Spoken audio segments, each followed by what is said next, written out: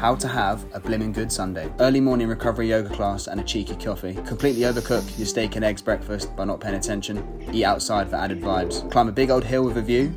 Come on. Look at that. Yes, now.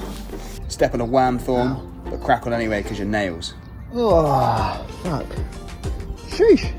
Chill and take in the views. Organise your life so you can have a peaceful and smooth week. Prep your food, set up your coffee station for that Monday morning coffee, and lay your clothes out for the week. Foam roll, chill, read, and wait for your bird to come home so you can blow the battery out. Stay noble.